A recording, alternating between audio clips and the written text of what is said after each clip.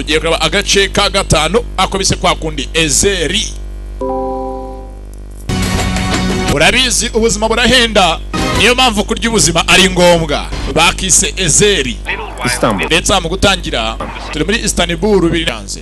Muzaratse musore wanje, waba uzi abantu n'abakeneye kugira ngo ajye gupanga kwiba. Ukeneye abantu bane kugira ngo wibe neza uko ifite ngo perfect robbery. Ntago wayikora udafite abantu bane mwabipanze hamwe. First is the one who gathers intel about the ukeneye icyambere umuntu ufite gushaka amakuru yuzuye kugira ngo mujye kwiba robbery. If this person is an insider, yarimo indani kenshi na kenshi, that's even better. biba ari uburyohe mufite umuntu urimo indani uzabaha amakuru yaho mugiye kwiba ahariho. Now in your scenario, none se muri scenario yawe uko byagenze ibyawe, who would this be? ninde wumva ko yaba yararimo indani wahaye abandi amakuru kuri casino bibye? Cengiz. The Cengiz. Second one icya kabiri to rero, do the robbery. undi wa kabiri kugira ngo mwibe muri abantu bane mwuzuye neza, He must be a warrior. ari ubwo menyeze rwo yakumva ko mubeshya yapfa kubyizera. You know why? Kwa kundi ukunda menyeze uri mu amahirwe ya kabiri, I would believe you. nakwizera ibyo bavuga byose byanjye abo nkabyumva.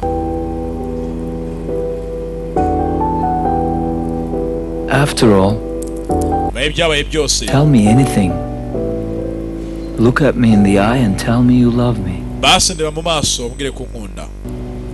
I would know that it's a big lie, Namenya ko urimo kunyine kumbeshya, but I would still believe you. igitangaje nasigara mbyizeye.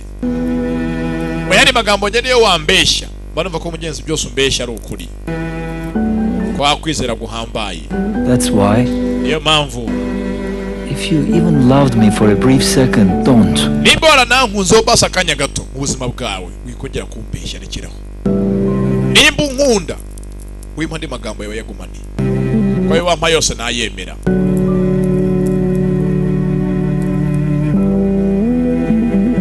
Mbese kwa kuvuga ngo muvandimwe rwose nibuze uko nkunda umbabarire kuko uzi ko byera ari weakness yanjye, ntunyereke bigere kuko nyibonye gato uzi ko byagenda bibaho. Havuga tukwenda mbizi ko amafaranga ari weakness yanjye rwose nimuyanyereke kuko nyabonye gato nayafata. Rero please mwingerageza nabateye rwose bingerageza ijambo ryose uri buvuga uko riburyemere. Mubaze bavanaho isura ye aza mu isura nshyashya tugahiniye hakuno bakitaga Ezeri.